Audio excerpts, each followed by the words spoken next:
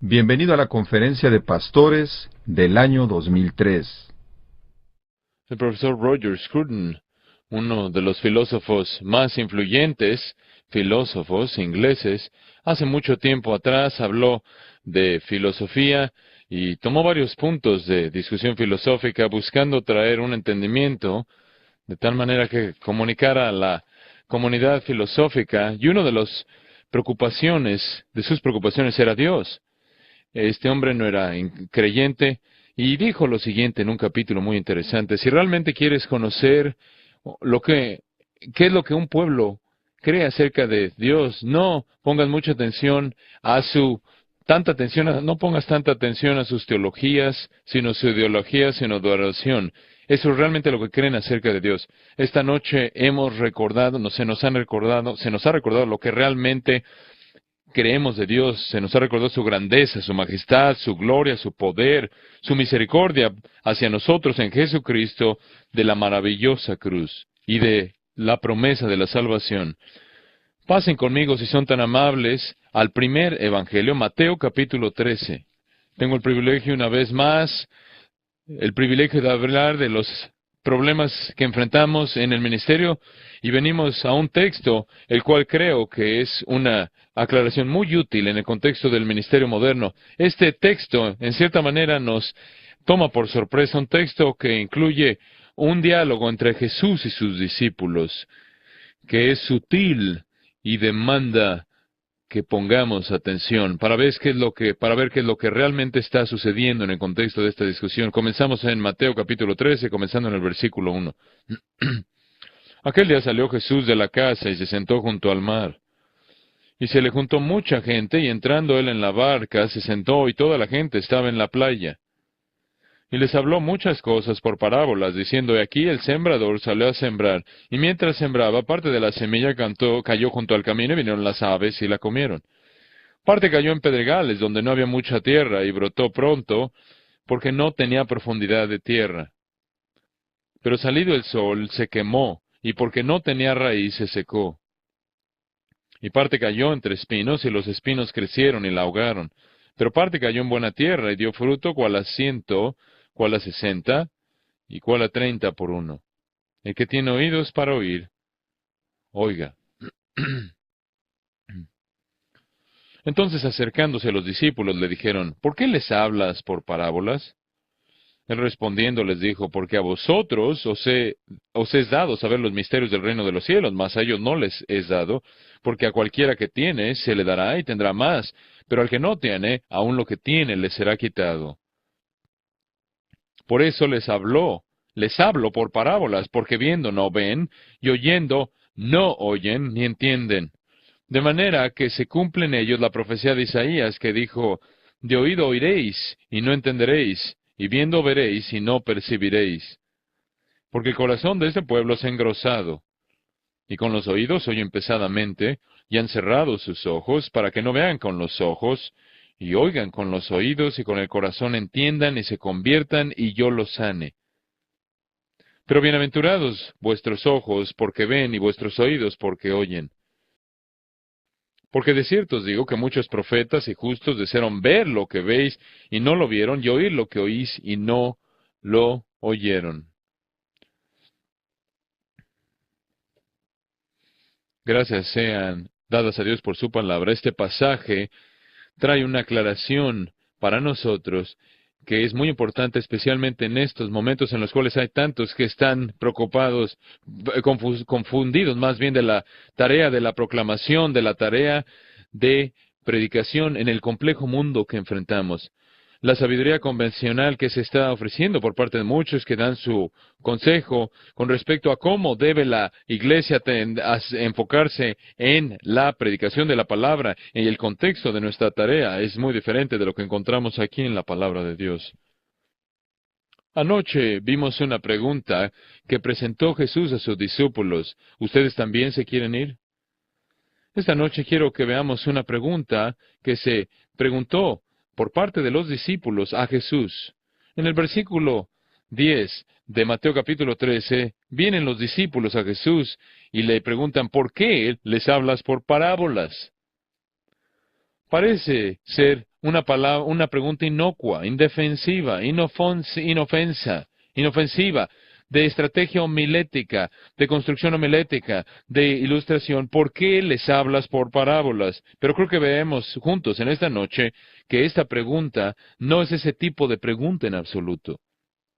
Como siempre es el caso con las parábolas de Jesús o en cualquier texto, pero particularmente con las parábolas de Jesús, el contexto determina su interpretación, y tenemos que poner mucha atención al contexto. Vean, el capítulo 13, versículo 1, nos dice que aquel día Jesús salió de la casa y se sentó junto al mar, y aquí al principio del capítulo 13, Mateo, se nos da un retrato de esta multitud, de tal proporción que el Señor tuvo que irse al mar, subirse a la barca, porque de otra manera sería absorbido y estaría inmerso entre la multitud. Y uno de los principios de nuestra observación fenomenológica es que una multitud no solo sucede, algo los ha atraído, se ven atraídos, y aquí en el contexto, una vez más, el contexto determina qué tipo de multitud es esta y por qué la multitud se había congregado en ese día. Una pista cronológica que se encuentra en el versículo 1, ¿qué sucedió en ese día? Bueno, entendemos el trasfondo. Para entenderlo tenemos que regresar por lo menos al capítulo 12, versículo 1, para ver cómo Mateo, por la inspiración del Espíritu Santo, nos ayuda a entender qué es lo que está pasando aquí. Y en este caso, con el capítulo que precede al capítulo 13, se entiende que la multitud ha sido atraída por un conflicto entre Jesús y los fariseos. El versículo 1 del capítulo 12 lo retomamos en un relato que nos dice: en aquel tiempo iba Jesús por los sembrados en un día de reposo, y sus discípulos tuvieron hambre y comenzaron a arrancar espigas y a comer. Viéndolo los fariseos le dijeron: he aquí, tus discípulos hacen lo que no es lícito hacer en el día de reposo. Pero él les dijo: ¿no habéis leído lo que hizo David cuando él y los que con él estaban tuvieron hambre? Cómo entró en la casa de Dios y comió los panes de la proposición, que no les era lícito comer ni a él ni a los que con él estaban, sino solamente a los sacerdotes. ¿O no habéis leído en la ley cómo en el día de reposo los sacerdotes en el templo profanan el día de reposo y son sin culpa? Los fariseos, en esta situación, están observando a Jesús y están escuchando y observando con tremenda atención, pero no es el caso con objeto de que respondan a su mensaje con fe, pero no es porque quieren reconocer la autoridad de Jesús, creer, sino es que quieren reconocer y reconocen, de hecho, que Jesús representa un desafío a todo lo que son y a todo lo que creen. Están ahí afuera buscando una evidencia que pueden llevar de regreso a Jerusalén y creen que acaban de sorprender a los discípulos de Jesús en un crimen. Quebrantar el día de reposo, como lo pueden ver ahí. Noten, tus discípulos hacen lo que es ilícito en el día de reposo. ¿Qué estaban haciendo? Caminando sobre un campo de trigo y tomando grano en sus manos, y lo estaban frotando con sus manos y con una moción de los dedos para separar el grano de la cáscara, y dijeron: mira nada más, están en un crimen. Ahora, en el entendimiento de esto, tienen que entender algo de la interpretación rabínica del día de reposo, algo de cómo el día de reposo había sido corrompido y malentendido. Tienen que entender que habían preguntas que siempre eran traídas a los rabinos de lo que era lícito y de lo que no era lícito en el día de reposo.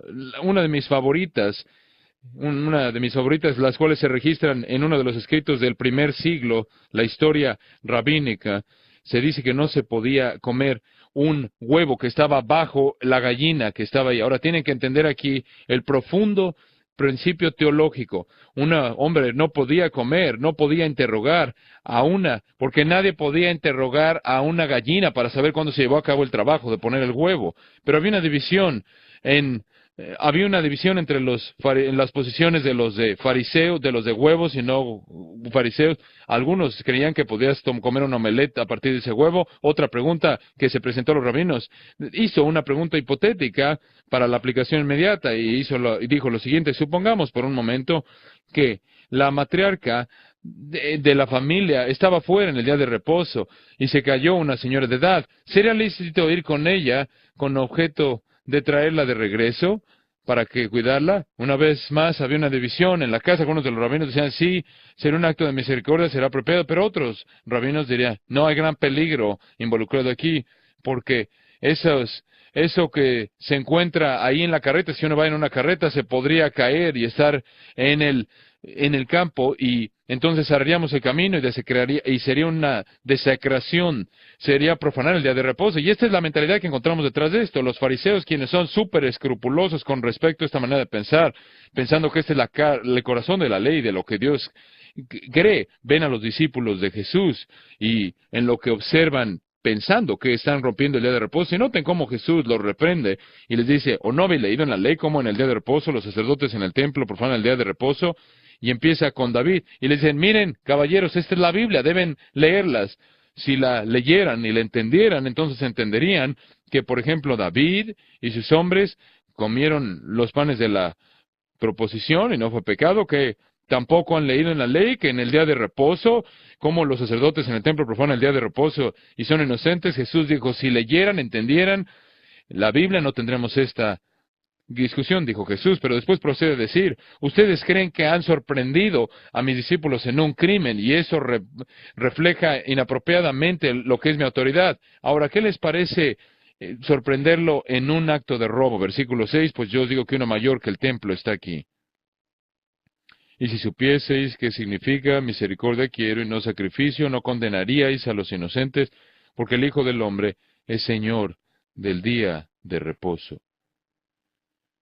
Una afirmación clara acerca de su deidad, una imposición clara de autoridad, una afirmación clara de que los fariseos no juzgarán a Jesús, sino que Jesús juzgará a los fariseos. Eso atraería a una multitud, pero eso no es todo. Inmediatamente después están partiendo, versículo 9, pasando de allí vino a la sinagoga de ellos, y aquí había allí uno que tenía seca una mano, y preguntaron a Jesús para poder acusarle: ¿es lícito sanar en el día de reposo? Noten las palabras que encontramos ahí para poder acusarla. Él les dijo: ¿qué hombre habrá de vosotros que tenga una oveja, y si ésta cayera en un hoyo en día de reposo no le echa mano y la levante? Pues cuánto más vale un hombre que una oveja. Por consiguiente es lícito hacer el bien en los días de reposo. Aquí el Señor del día de reposo define el día de reposo en sus propios términos, y el que hizo el día de reposo, el que es nuestro día de reposo, él dice: aquí está el día de reposo, el principio. El día de reposo fue hecho por causa del hombre. Es bueno hacer bien en día de reposo, siempre y cuando, así como se expresa misericordia a un animal, cuanto más a este hombre. Voy a aclarar esto de manera didáctica, pero además lo voy a demostrar de manera vívida. Noten lo que les dice. Entonces dijo aquel hombre: extiende tu mano. Y él extendió, y le fue restaurada sana como la otra. Y salidos los fariseos, tuvieron consejo contra Jesús para destruirle. Pensaron los fariseos que tenían a Jesús en un rincón, en una esquina. Si él se rendía, si él cedía ante su interpretación del día de reposo, entonces estaría cediendo ante su autoridad. Y sin embargo, por otro lado, si él quebrantaría el día de reposo ante los ojos de la gente, sería visto como alguien que estaría quebrantando la ley. Sin embargo, él redefine el día de reposo y le dice al hombre: extiende tu mano, y él extendió y le fue restaurada sana como la otra. El Señor del día de reposo sana. El Señor del día de reposo es soberano. El Señor del día de reposo puede hacer todo por la palabra el poder de su palabra. Él redefine el día de reposo y sana la mano del hombre. ¿Y cuál es la respuesta de los fariseos a partir de ahí? Noten que salidos los fariseos tuvieron consejo contra Jesús para destruirle. Bueno, pueden imaginarse cómo eso atraería a una multitud, pero eso no es todo. Aún simplemente viendo esto rápidamente, en el texto, versículo 22, un endemoniado ciego y mudo fue traído a Jesús y le sanó de tal manera que el ciego mudo veía, hablaba. Uno de los maravillosos milagros de exorcismo y sanidad física está mezclada, de tal manera que este hombre estaba mudo y ahora habla, y era mudo y estaba ciego y ahora ve. Versículo 23 del capítulo 12 dice que la gente comienza a entender, y toda la gente estaba atónita y decía: ¿será este aquel hijo de David? ¿Quién es el hijo de David? El ungido, el Mesías, el Cristo. La multitud al observar no solo los milagros que habían sido llevados a cabo, los cuales solo pueden ser explicados por el señorío sobrenatural de aquel que lleva a cabo el milagro, sino también veían su autoridad mediante la cual él hablaba, y no solo redefinió el día de reposo, sino que demostró lo que quería decir ser el Señor del día de reposo. Los fariseos pensaban que ellos estaban en control, pero Jesús está en control. Los fariseos querían atacar la autoridad de Jesús, pero aquí encuentran que su propia autoridad está siendo atacada. Hermanos y hermanas, nunca piensen que tienen a Jesús donde creen tenerlo. Eso no es todo. Cuando los fariseos oyeron esto, versículo 24, este no echa fuera los demonios, sino por Belcebú, príncipe de los demonios. Permítanme decirles que si tuvieran un doctorado en filosofía, en interpretación del Nuevo Testamento, y estudiaran todos los lugares correctos, y hubieran estudiado con todas las autoridades correctas, y entendieran todos los principios hermenéuticos y exegéticos, su mejor descripción de lo que está incluido aquí por parte de los fariseos, esto es realmente una acción absurda, torpe. Ese es el meollo. Este es realmente una una acción absurda. Esto es un acto de desesperación. Esto es lo que está pasando. Los fariseos dijeron, muy bien, hemos visto los milagros, no vamos a negarlo. Hemos oído su enseñanza, no vamos a negar eso tampoco. Pero tenemos una explicación, realmente tenemos una explicación. Caballeros, tenemos una explicación, ¿no es cierto? Sí, claro que sí. La explicación es que Él está echando fuera demonios porque Él es el príncipe de ellos. Un acto de desesperación. Versículo 25. Sabiendo Jesús los pensamientos de ellos, les dijo, todo reino dividido contra sí mismo es asolado, y toda ciudad o casa dividida contra sí misma no permanecerá. Nota a pie de página número 1. Aquí estamos viendo que Lincoln está citando a Jesús. Jesús no está citando a Lincoln.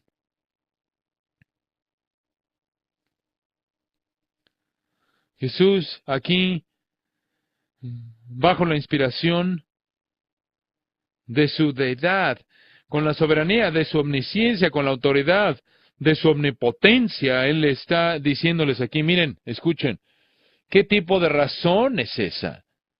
¿Qué tipo de argumento ofrecen? ¿Qué sentido tendría que Satanás echara fuera demonios?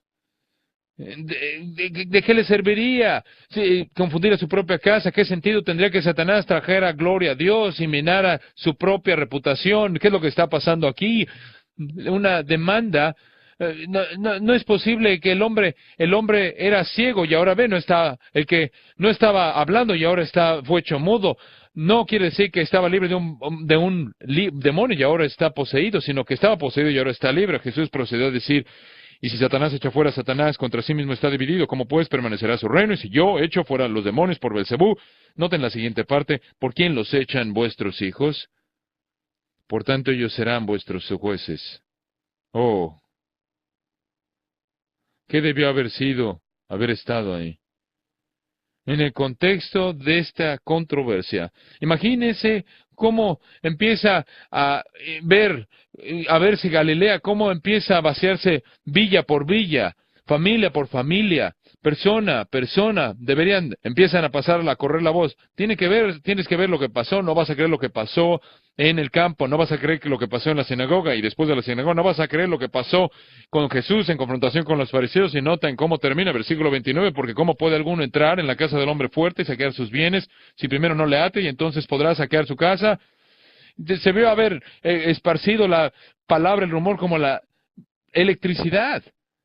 Hermanos y hermanas, noten que se congrega más congregación, y noten que esto nos lleva al capítulo 13, versículo 1. Aquel día salió Jesús de la casa y se sentó junto al mar, y se juntó mucha gente, y entrándole en la barca se sentó, y toda la gente estaba en la playa. Y ahora entendemos la gente.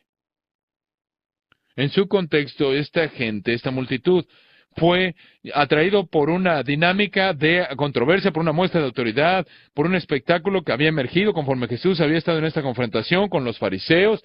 Esta multitud había sido atraída por parte de personas conforme se esparcía la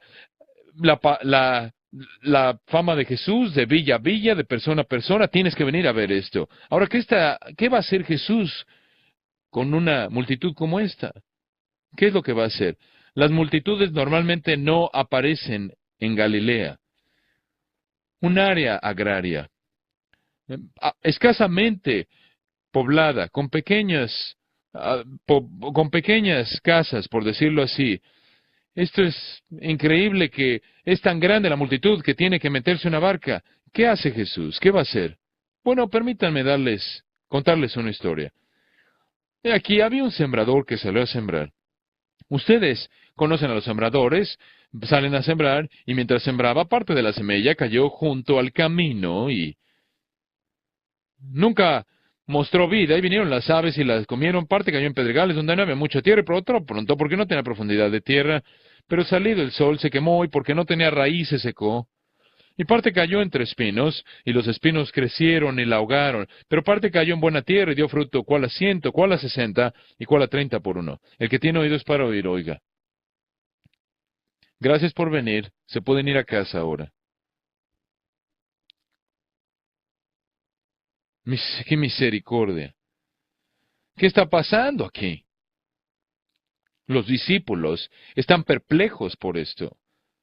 Como pueden ver, uno de los asuntos clave en este pasaje, en este capítulo, tenemos que entender es la diferencia entre la manera en la que Jesús vio a la multitud y la manera en la que sus discípulos vieron a la multitud. Uno de los puntos fundamentales que lleva a corromper a la iglesia en nuestra generación es no distinguir a la multitud y la iglesia.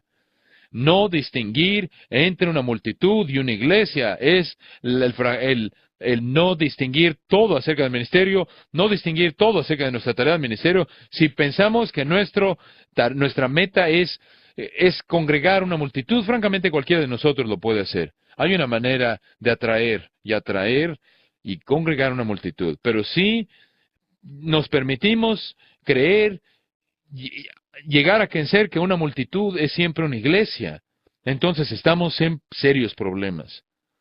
Ahora, hay iglesias que son grandes, pero es una iglesia primero y en segundo lugar grandes. Son grandes si son iglesias porque han crecido por la predicación de la palabra. Pero nunca cometamos el error de confundir una iglesia con una multitud. No pensemos que nuestra meta es congregar una multitud. Los discípulos evidentemente vieron a una multitud como enorme y como una oportunidad enorme e inmediata. Creo que podremos imaginar que lo que los discípulos vieron cuando vieron esa multitud era una oportunidad de oro para que Jesús declarara que Él era el Mesías. Que Jesús declarara su misión y su identidad frente a esta multitud y que dijera, este es el momento de decir que yo soy el Cristo, el Hijo del Dios viviente, para que Él definiera su misión y que presentara todo sobre la mesa y que fuera a partir de aquí a Jerusalén, en la cruzada de Jesús. Estaban listos para rentar el Coliseo. Envían los comunicados de prensa, organiza el coro, prepara el sistema de amplificador, preparan los amplificadores, estábamos listos para preparar los comités y todo. Y en medio de esta oportunidad, Jesús, con tal multitud, dice, permítanme hablarles de un sembrador que quería ir a sembrar una semilla. La clave para ver qué es lo que está pasando aquí está en el versículo 10. Entonces, acercándose a los discípulos, le dijeron, ¿por qué les hablas por parábolas? Jesús, no nos malinterpretes, nos encantan las parábolas. Bartolomeo, Nataniel, estuvimos anoche hablando toda la noche de las parábolas, nos encantan las parábolas. Jesús, no nos malinterpretes, nos encantan las parábolas, pero ¿qué está pasando aquí? ¿Alguna vez se te ha preguntado, se te ha hecho la pregunta que realmente, o se te ha hecho una pregunta que realmente no es una pregunta? Veo a todo hombre en esta audiencia. Ustedes saben lo que es una pregunta que realmente no es una pregunta cuando tu esposa te dice, querido, realmente no vas a ponerte esa corbata con esa camisa, ¿verdad? Esa no es una pregunta. Gramáticamente y sintácticamente hablando puede ser definida como una pregunta, pero en el contexto no es una pregunta. Cuando un padre le dice a su hija joven, ¿no crees que te voy a dejar salir con ese hombre joven, verdad? Esa pregunta no espera respuesta. Esa es una declaración disfrazada como pregunta. Y lo que vemos aquí por parte de los discípulos de Jesús es una pregunta que realmente no es una pregunta, o por lo menos una pregunta, que la pregunta que están presentando no es una pregunta que se presenta como pregunta, sino lo que quieren saber es qué está pasando aquí, no entendemos. Y Jesús dice, están en lo correcto, no entienden. La explicación que Jesús les da a sus discípulos de la razón por la cual Él le habla en parábolas nos presenta un entendimiento increíble acerca de la tarea del ministerio, la tarea de predicar la verdad, especialmente la tarea de la predicación. Jesús dice en el versículo 11, porque a vosotros os es dado saber los misterios del reino de los cielos, mas a ellos no les es dado. Ahora van a decidir si realmente creen que esta es la palabra de Dios. Porque lo que el versículo dice es esto, que Dios es soberano de principio a fin en el proceso de la predicación y el oír la palabra de Dios. Como pueden ver, simplemente no puedes escapar lo que Jesús te dice aquí. Lo que Jesús dice aquí, a vosotros os es dado saber los misterios del reino de los cielos, mas a ellos no les es dado. Esto es duro. Esto es bastante duro. Jesús aquí recuerda a los discípulos que han oído porque sus oídos han sido abiertos y se les ha dado el regalo de la fe. Tenemos un vocabulario entero por medio del cual describimos lo que está pasando aquí en la iluminación, regeneración, y entendemos lo que Jesús está diciéndole a sus discípulos. Les está diciendo, escuchen, a vosotros os es dado saber los misterios del reino de los cielos, mas a ellos no les es dado. Ellos no lo entienden. Y no piensen que ustedes lo entienden porque son más inteligentes que ellos. Y no creen que ustedes lo entienden porque son más sensibles espiritualmente que ellos. No creen que lo entienden porque ustedes son superiores, moralmente superiores a ellos. A ustedes se les ha dado, a vosotros os es dado saber los misterios del reino de los cielos, mas a ellos no les es dado. Jesús primero aclaró la situación al afirmar la soberanía. La soberanía de Dios en la salvación y en el oír el Evangelio desde principio a fin, como Carlos Spurgeon dijo, es gracia, gracia, todo de gracia, gracia en el principio, gracia al fin y gracia todo en medio. Gracia en el Génesis y gracia en el fin de todas las cosas. Gracia en el Alfa, gracia en la Omega, gracia es todo, todo de gracia. Pero después Jesús procedió a decir en el versículo 12, a dar un principio del reino, que es esencial que todo cristiano lo entienda, es el principio que se establece aquí, porque a cualquiera que tiene se le dará y tendrá más, pero al que no tiene, aún lo que tiene, le será quitado. El principio de la mayordomía de la verdad, el principio de el poder de la simiente, de la semilla, el principio del cultivo, se presenta aquí, aquel que tiene se le dará y tendrá más, como pueden ver, cuando oímos la verdad y recibimos la verdad y obedecemos la verdad, entonces la recibimos con gozo y la oímos con gusto. Edificamos nuestra vida sobre esta verdad y nos sometemos a la autoridad de la palabra de Dios conforme entendemos un poco, entendemos mucho más y entendemos aún mucho más. Y ese es el principio del crecimiento en la vida cristiana. Al cualquiera que tiene, se le dará y tendrá más. Y esta no es una maravillosa promesa. Entendemos que el amor hacia la palabra de Dios y la obediencia a la misma es algo que se incrementa. Entre más tenemos, más deseamos. Entre más conocemos, más queremos saber. Y hermanos predicadores, ¿no es ese el caso? Esa es la razón por la cual nuestro estudio nunca termina. Esa es la razón por la cual tenemos que ponernos de pie y predicar, pero nunca nos sentimos como si hubiéramos tenido más todo. Queremos más, y queremos conocer más, y es nuestro gozo más grande, no en ver que nuestra congregación quiera más y más y más, ¿no es cierto? No es el deseo de nuestros corazones y tener iglesias que demanden como también deseen la exposición de la Escritura. No es nuestra esperanza que en todo este país y en todo este mundo el Señor le traiga gloria a su nombre al levantar iglesias que hagan de la predicación expositiva una redundancia. Porque que entiendan que si no hay predicación expositiva, no es predicación. Pues deseamos la libre, deseamos la leche y después deseamos pasar a la carne, pero pero no solo hay una dimensión positiva en este principio, sino también una dimensión negativa. Pero al que no tiene, aún lo que tiene, le será quitado. Como pueden ver, hay tantos que tienen la ilusión de que pueden aferrarse a su conocimiento superficial de cosas santas y aferrarse a costa de estas cosas santas de una manera superficial. Y eso no va a durar, porque si entendemos lo que estas cosas son, entonces se vuelven el deseo de nuestro corazón. Como pueden ver, Jesús entendió a la multitud, entendió que habían algunos que estaban ahí porque eran intelectualmente curiosos, entendió que habían algunos de ahí que habían sido atraídos porque querían ver un espectáculo, los que buscaban milagros, señales, los curiosos estaban ahí, aquellos que no querían admitir que estaban ahí, cuando algo sucedía, estaban ahí. Como pueden ver, tendemos a ver una multitud y una multitud nos comunica algo de importancia, algo está sucediendo, algo es emocionante, algo es importante. Pero cuando Jesús vio esta multitud, Él no vio lo que sus discípulos vieron,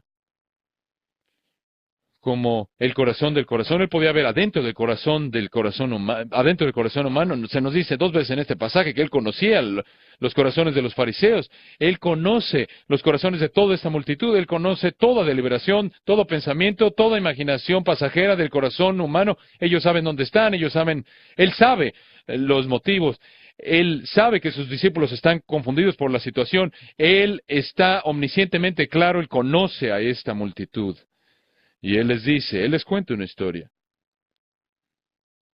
A sus discípulos, Él les da este principio.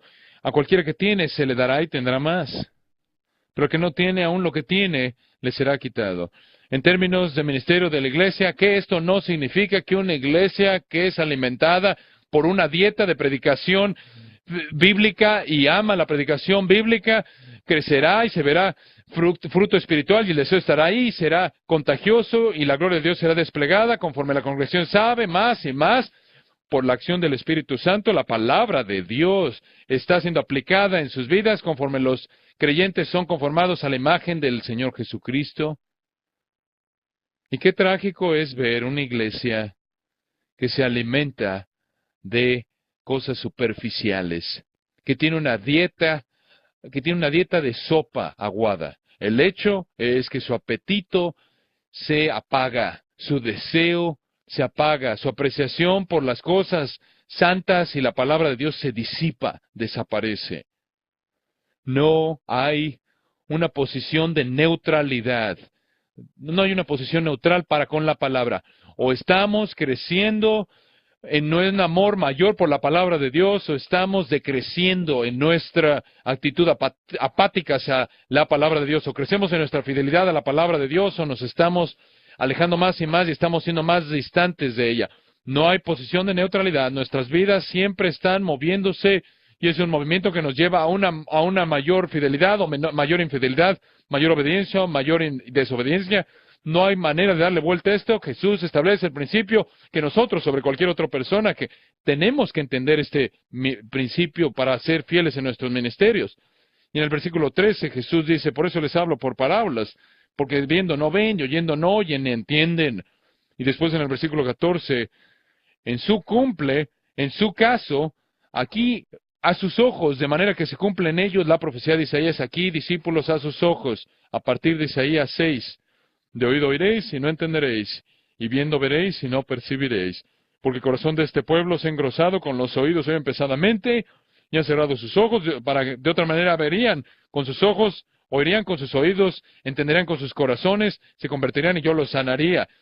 Ustedes recuerdan que el contexto es esa impresionante teofanía que se lleva a cabo en Isaías 6, está en el templo, es alto y sublime, con sus faldas llenando el templo, y después ve lo que el ojo humano nunca antes había visto, conforme ve al serafín y los oye clamando, santo, santo, santo es el Señor Jehová de los ejércitos, toda la tierra está llena de su gloria, y después ve el entendimiento de su propia pecaminosidad y dice, ay de mí porque soy hombre inmundo de labios y porque habito en medio de pueblo de labios inmundos, porque mis ojos han visto al Dios de los ejércitos. Y después encontramos aquí de una manera tipológica el drama de la redención, conforme un serafín toma un carbón y lo lleva a sus labios y dice, aquí eres limpiado. Tus pecados se te han perdonado. Y después el Señor dice, ¿a quién enviaremos? ¿Quién iré por nosotros? Y Isaías dice, aquí estoy, envíame a mí. En servicios de comisión de misioneros y aún en servicios de ordenación de ministros, les encantaría este texto, pero nos detenemos ahí, aunque nos guste el texto para ordenación y misiones, porque si continuamos en Isaías 6, se pondrá un poco incómodo. Será bastante difícil tener un servicio de comisión de misioneros. Nos da gusto de enviar a José y a Sheila para que vayan a poner sus vidas al filo de la muerte, a responder el llamado, y hasta ahí no queremos nada de lo que no va a haber respuesta. Pero por cierto, nadie te va a poner atención, pero ve de todas maneras porque hay fidelidad al ir. Pero ve, aunque vayas, nadie te va a poner atención. Un joven siendo ordenado al ministerio, siendo apartado para el servicio.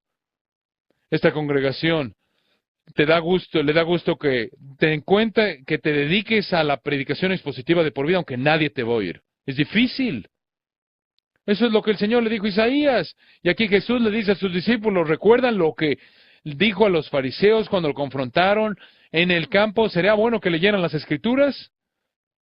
Ahora les dice a sus discípulos, ustedes saben, deberían de haber entendido esto.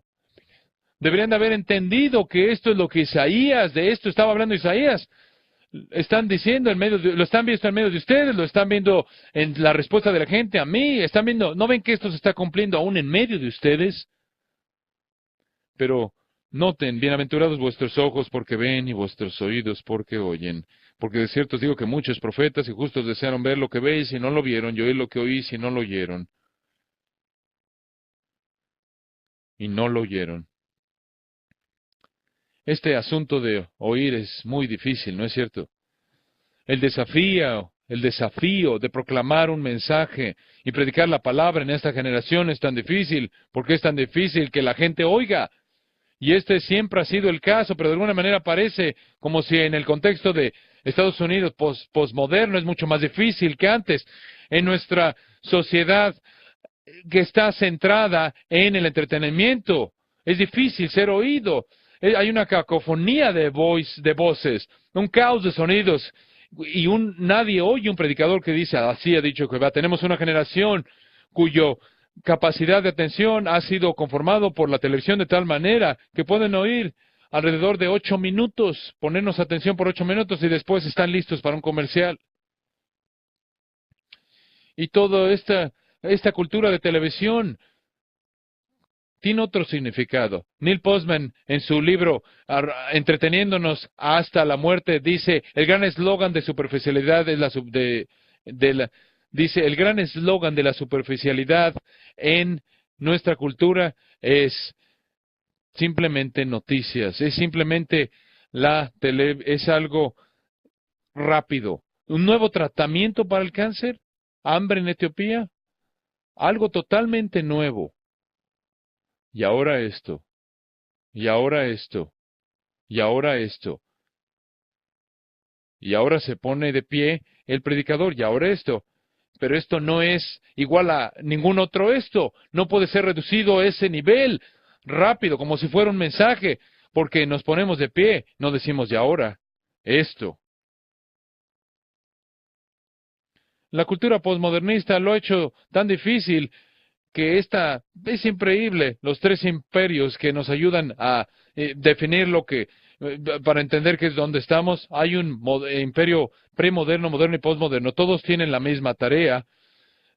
Todos tienen la misma tarea. El imperio moderno cree en la objetividad de la verdad. Perdón, el premoderno. El imperio premoderno, él dice, escuchen, conforme están hablando, el premoderno, moderno y posmoderno, el imperio, en una parábola, en una ilustración, le dice el imperio premoderno, yo les digo las cosas como son. Una bola es una bola, objetividad. No importa quién lo diga, una bola es una bola, están en un partido de béisbol. y después viene el periodo de la iluminación, y después dice, eso no tiene esperanza. No hay subjetividad. Ahora, cuando la subjetividad reina, y lo más que podemos decir es lo que yo diría acerca de cómo yo soy un umpire. La veo como declaro como la veo. Y el posmodernista dice, hablando de simplicity, no es nada hasta que yo digo que sucede. Ahora, el problema es que la gente a la que le predicamos continuamente están siendo más y más conformadas por esa manera de pensar posmodernista. Y cuando predicamos ellos dicen, no es nada hasta que yo lo creo. Esta manera de pensar posmodernista infecta toda nuestra cultura, se está infiltrándose a partir de los círculos académicos y la industria del entretenimiento, y se vende bastante bien. Dice que la verdad no es una realidad objetiva absoluta, sino que realmente es cuestión de subjetividad. La verdad no es algo absoluto, sino que es una construcción social que todos nosotros tenemos que construir si vamos a decir que es verdad, porque es verdad para nosotros, encaja a aquellos que están en el poder. Richard Rorty, uno de los filósofos más famosos postmodernistas, dice, tenemos que entender esto y decir que la verdad no se encuentra sino se hace. Más y más esto se propaga tanto en los círculos académicos que los hombres y mujeres que van a la universidad son metidos en esta manera de pensar y les dice que no hay autoridad del texto, no hay verdad absoluta, sino que es subjetividad. Una de las cosas dicen que la muerte del autor, el texto no dice nada, el texto dice lo que el lector quiere. El lector es el que trae el significado al texto, es lo que dicen los posmodernistas. Y ahora el predicador dice, ahora esto. La palabra del amor, del Dios vivo y verdadero. Esto no es como nada que la gente ha oído antes. No es presentado con una autoridad. Como cualquier otra cosa que se presente. Hace demandas sobre ellos. Nada más les demanda hacer algo. Y para muchos no lo quieren oír, muchos no lo quieren oír simplemente. Los discípulos malinterpretaron todo el asunto, no entendieron correctamente el oír. Fisiológicamente hablando, los oídos, obviamente era fácil entender porque los discípulos asociaron esto con el oído, pero en términos de lo que realmente sucede en el oído, entender, somos personas sofisticadas que vivimos en el siglo XX, entendemos más de la física y de la fisiología y la dinámica de lo que está pasando aquí en el oír. El oír no es tanto un misterio para nosotros, entendemos que el sonido emerge de la vibración de membranas en el orden de átomos y moléculas en el universo. Sabemos que la vibración de esas membranas envía un patrón ondulante a lo largo de la atmósfera y va a lo largo de la atmósfera, a lo largo de su energía atmosférica, de tal manera que es dirigido a un receptor tal como un platillo receptor, el cual el oído opera de la misma manera y es llevado a través de una vibración de huesos y membranas y cambia esa vibración llevada por moléculas poco a poco y esa forma de percusión entonces es llevada de una manera dirigida al tambor del oído y después lleva a una base de proteína enzimática y esa energía enzimática que es llevada en proteína es entonces cambiada a tres diferentes tipos de proteína y llevada a diferentes receptores del cerebro, del nervio y después es llevado en el nervio receptor, es cambiado a otra forma de energía electromagnética y oímos y no entendemos nada de eso. Pero eso no es oír. Hay personas cuyos oídos operan correctamente, pero no pueden oír el Evangelio. Funcionan correctamente y hay personas para quienes el sistema fisiológico en su totalidad no funciona. No oyeron y no entienden el Evangelio. Esto no habla de oír de manera auditiva, esto es acerca de oír el corazón. El órgano primordial del corazón es el corazón humano y Jesús está hablando de esto. Este es el problema que Jesús cita aquí del profeta Isaías. no sea que vean con sus oídos, oigan con sus oídos, vean con sus ojos, oigan con sus oídos, entiendan con su corazón y yo los sano. Oír es el asunto clave en términos del Evangelio. Pablo nos dice esto en Romanos capítulo 10. En el versículo 17, así que la fe viene por el oír y el oír por la palabra de Dios. Y después vemos la lógica de lo que Pablo dice aquí. ¿Cómo pues invocarán en aquel que no han creído? ¿Cómo creerán en aquel de quien no han oído? ¿Cómo irán sin haber quien les predique? ¿Cómo predicarán a menos que sean enviados? Como es escrito. Cuán hermosos son los pies de aquellos que traen buenas nuevas y buenas noticias. La fe viene por el oír y el oír por la palabra de Cristo. En Juan capítulo 5, versículo 24, Jesús dijo, de cierto os digo, el que oye mis palabras y cree al que me envió, tiene vida eterna y no vendrá a condenación, sino que ha pasado de muerte a vida. Es de oír, es cuestión de oír. En Deuteronomio capítulo 6, versículo 1, el versículo central de la fe de Israel, Shema, oíd, oh Israel, a Jehová vuestro Dios, Jehová, Deuteronomio 6:3, oye pues, oh Israel, Jehová el Dios de tus, Jehová es uno, Jehová nuestro Dios, Jehová uno es. ¿Por qué no oyen? ¿Por qué después de esto no entienden? Jesús, después de explicarles esto a sus discípulos, les dice, bienaventurados vuestros ojos porque ven y vuestros oídos porque oyen, porque de cierto os digo que muchos profetas y justos desearon ver lo que veis y no lo vieron, y oír lo que oís y no lo oyeron, y después Jesús hace lo que normalmente hace. Muy bien, discípulos, les voy a explicar ahora, después de que hemos tenido esta discusión de la razón por la que yo hablo en parábolas, quizás ahora están listos para entender por qué yo hablé esa parábola. ¿Quieren saber lo que estaba haciendo? Les voy a mostrar lo que estaba haciendo. Era una lección para ustedes. Discípulos, era una lección para ustedes. Oíd pues, noten la instrucción aquí de Jesús. Oíd pues vosotros la parábola del sembrador. Cuando alguno oye la palabra del reino y no la entiende, viene el malo y arrebata lo que fue sembrado en su corazón. Este es el que fue sembrado junto al camino. Y el que fue sembrado en pedregales, este es el que oye la palabra. Y al momento la reciba con gozo, pero no tiene raíz en sí, sino que es de corta duración, pues al venir la aflicción o la persecución por causa de la palabra, luego tropieza. El que fue sembrado entre espinos, este es el que oye la palabra, pero el afán de este siglo y el engaño de las riquezas ahogan la palabra y se hace infructuosa. Mas el que fue sembrado en buena tierra, este es el que oye y entiende la palabra y da fruto y produce a 100, a 60 y a 30 por uno. Discípulos, ¿están listos para entender esta parábola?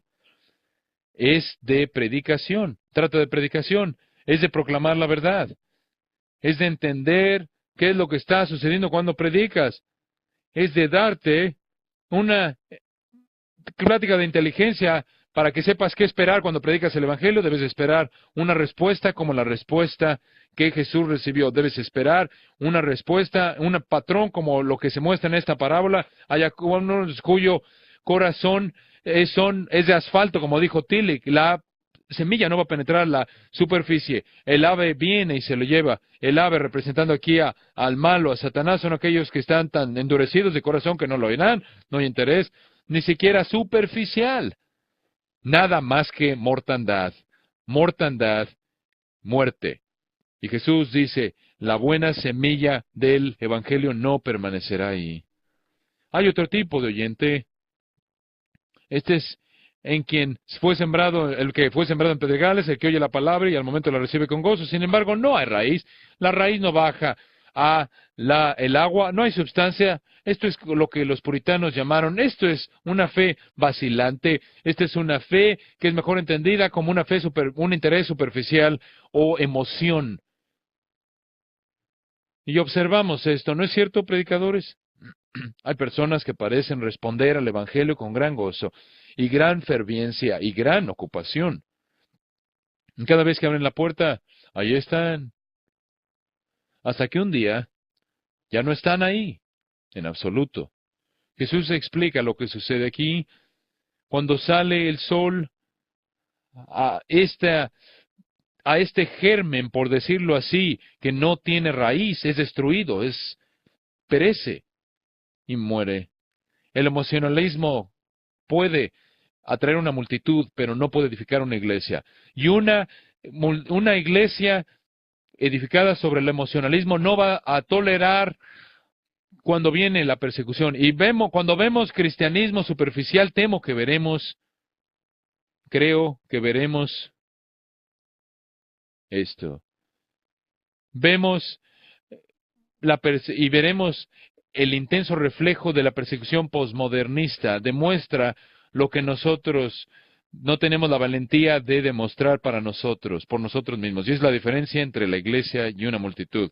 El tercer tipo de oyente, así como el tercer tipo de tierra, fue el que fue sembrado entre espinas. Este es el que oye la palabra, pero el afán de este siglo y el engaño de las riquezas ahogan la palabra y se hace infructuosa. La tercera tierra maldecida. Maldecida porque no hay vida en ella, porque es un compromiso, es un corazón comprometido que quiere el evangelio y los deseos de la carne. El evangelio y las preocupaciones del mundo. Quiere vanidad y quiere el cielo también cuando son extremos opuestos. Nos desanimaría grandemente. Y de hecho, sería algo locura responder a esto de alguna otra manera que no sea desánimo si no fuera por el versículo 23. Mas el que fue sembrado en buena tierra, este es el que oye y entiende la palabra. Noten, oye y entiende la palabra. Perdón, y da fruto y produce a 100, a 60 y a 30 por uno. Perdón, ahí está la promesa.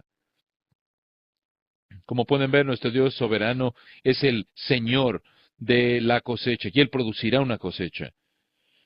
William Carey fue a India y ministró durante 7 años antes de que un hombre desechado por la sociedad, y en esa viniera a los hombres al Cristo. ¿Qué organización misionera mantendría a un hombre en el campo misionero cuando oyera el reporte año tras año? Año 1, 0 convertidos. 0, 1, 2, 3, 4, 5, 6, 7 años, un convertido.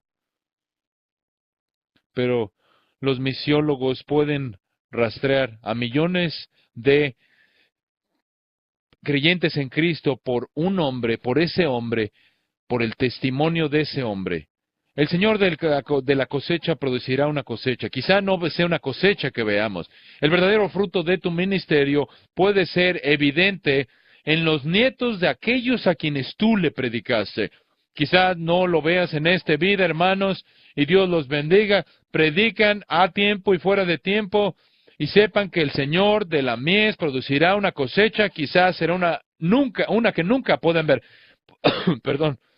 Puede ser que seas objeto de escándalo, de controversia, que seas despedido. Parece ser que todo está desmoronándose, pero si tú predicas esta palabra, el Señor producirá una cosecha. No es una cosecha que podemos predecir, no es una cosecha que podemos dirigir, no es una cosecha que podemos microadministrar, es una cosecha que viene por la determinación soberana del propio Señor, de su propia gloria, su propio tiempo, pero Él nos ha dado los medios.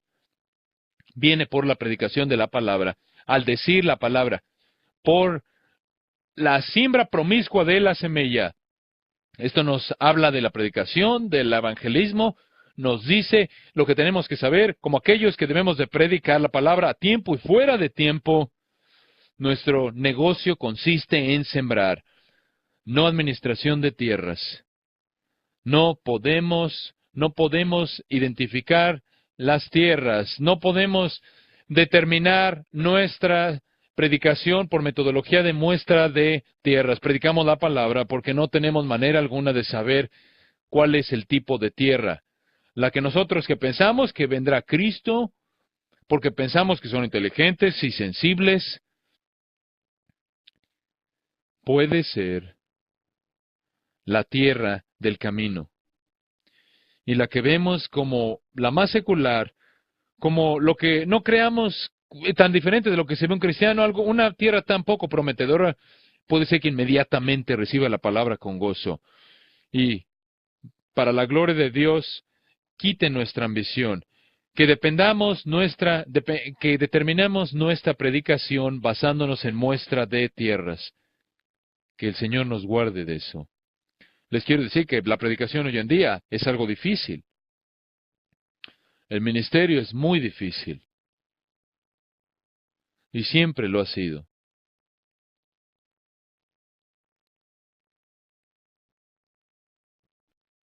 Cuando John Patton se preparó para ir a las islas, muchos de ustedes saben esto, es muy preciado para que nosotros no lo relatemos. Un caballero de edad le dijo en la congregación, dijo, John, si vas a ir a las Islas Híbrides, vas a ser comido por caníbales.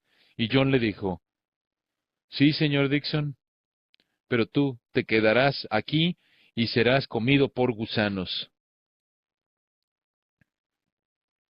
Y en el día de la resurrección no importará si somos comidos por caníbales o por gusanos.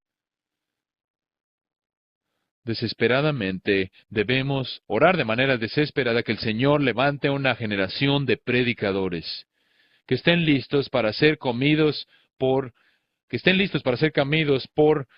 caníbales o por gusanos, que no sean detenidos de predicar el Evangelio. Se nos ha asesorado por parte de nuestra cabeza soberano lo que debemos de esperar en la predicación del Evangelio. Se nos ha advertido lo que viene en la superficialidad, la manipulación y el tipo de mentalidad que nos dice que podemos diseñar y usar inteligencia para diseñar nuestra propia cosecha. Eso ha sido despojado de nosotros por este texto. Pero se nos ha prometido por parte del Señor de la promesa que producirá una cosecha. Algunas será 100 por 1, 60, otros 30. El que tiene oídos para oír, oiga. Nuestro Padre, estamos tan agradecidos por tu palabra. Nos disciplina, nos humilla, nos alienta. Nos coloca en el camino de la tarea. Oro, oh Padre, que los predicadores que están congregados en este lugar predican a tiempo y fuera de tiempo, sembrando la semilla. Confiamos en ti, oh Señor, como el Señor de la cosecha, de la mies. Realmente confiamos en ti como el Señor de la mies. Y sabemos, Dios, que si no podemos ver, si no se nos da el privilegio de ver la cosecha aquí, oremos que para tu gloria la veamos en el cielo. Y te alabaremos por esto, porque es en el nombre de Jesucristo que nuestro Señor oramos. Amén. Estaban frotando con sus manos y con una moción de los dedos para separar el grano de la cáscara, y dijeron, mira nada más, están en un crimen. Ahora, en el entendimiento de esto, tienen que entender algo de la interpretación rabínica del día de reposo, algo de cómo el día de reposo había sido corrompido y malentendido. Tienen que entender que habían preguntas que siempre eran traídas a los rabinos de lo que era lícito y lo que no era lícito en el día de reposo.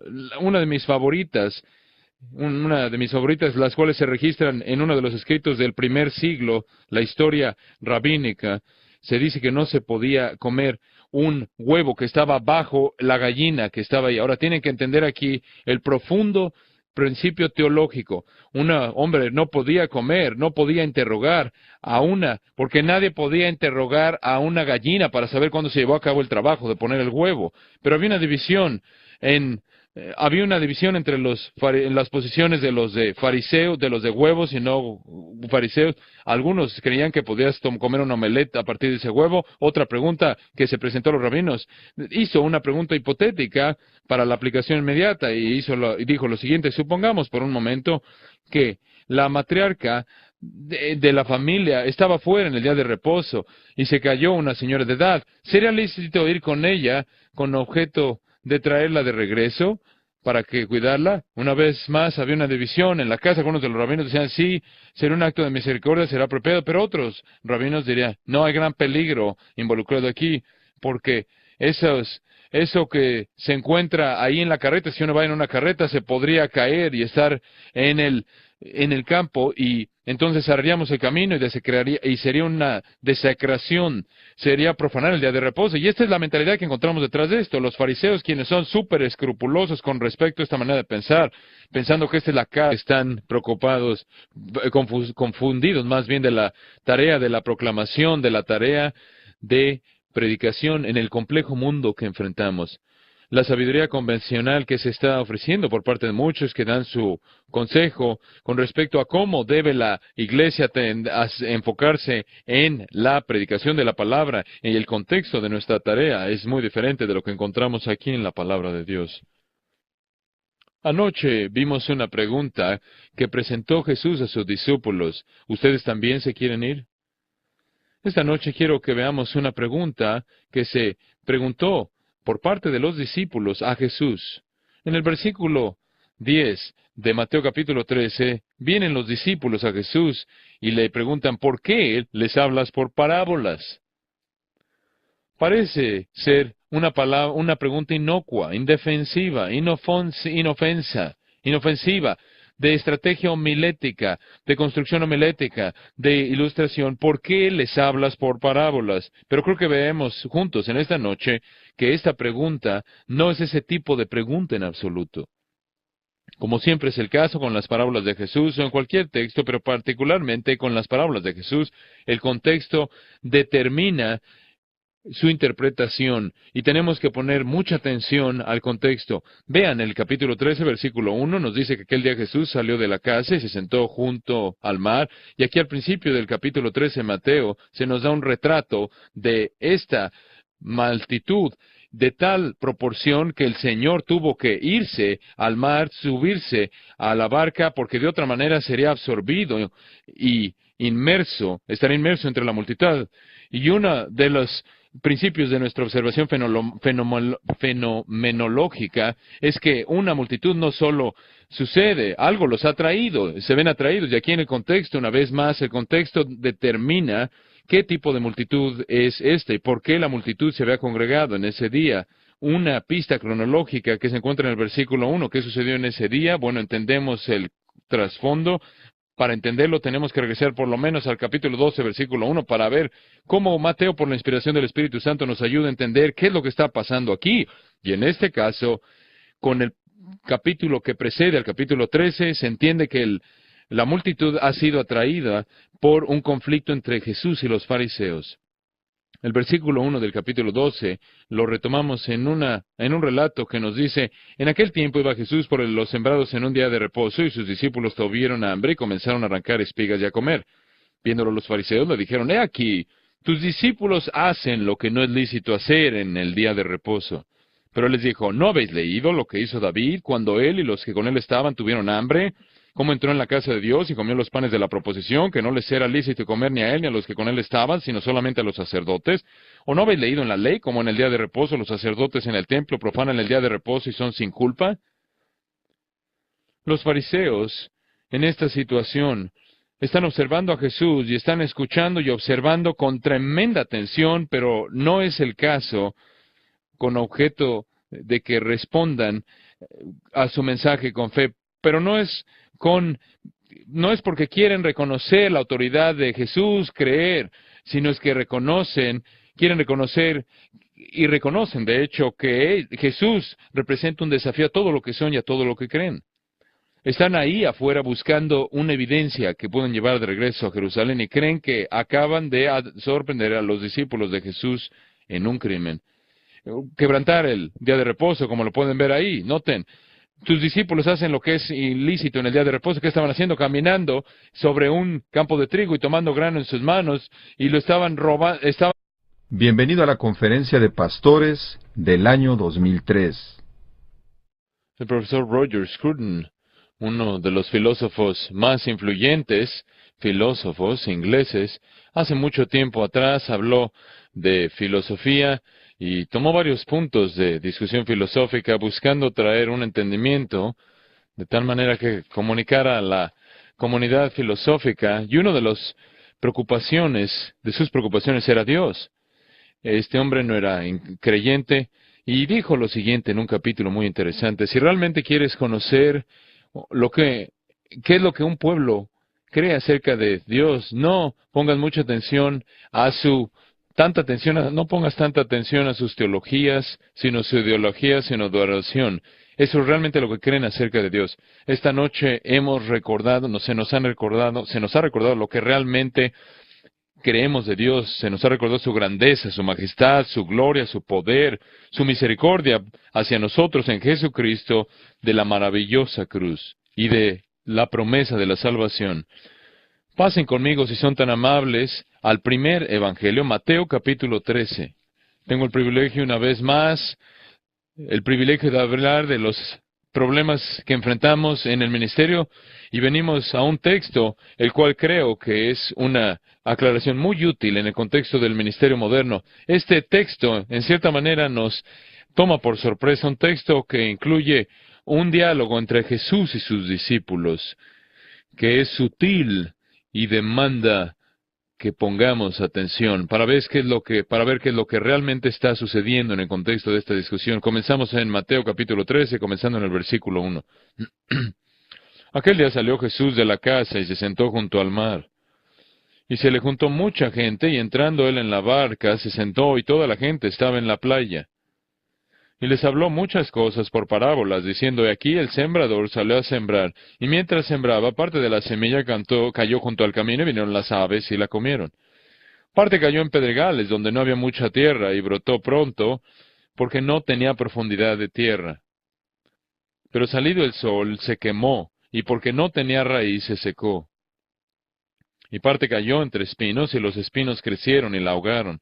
Pero parte cayó en buena tierra, y dio fruto, cual a 100, cual a 60, y cual a 30 por uno. El que tiene oídos para oír, oiga. Entonces, acercándose a los discípulos, le dijeron: ¿por qué les hablas por parábolas? Él respondiendo les dijo: porque a vosotros os es dado saber los misterios del reino de los cielos, mas a ellos no les es dado, porque a cualquiera que tiene se le dará y tendrá más, pero al que no tiene, aun lo que tiene le será quitado. Por eso les hablo por parábolas, porque viendo no ven, y oyendo no oyen ni entienden. De manera que se cumple en ellos la profecía de Isaías, que dijo: de oído oiréis, y no entenderéis, y viendo veréis, y no percibiréis. Porque el corazón de este pueblo se ha engrosado, y con los oídos oyen pesadamente, y han cerrado sus ojos, para que no vean con los ojos, y oigan con los oídos, y con el corazón entiendan, y se conviertan, y yo los sane. Pero bienaventurados vuestros ojos, porque ven, y vuestros oídos, porque oyen. Porque de cierto os digo que muchos profetas y justos desearon ver lo que veis, y no lo vieron, y oír lo que oís, y no lo oyeron. Gracias sean dadas a Dios por su palabra. Este pasaje trae una aclaración para nosotros que es muy importante, especialmente en estos momentos en los cuales hay tantos que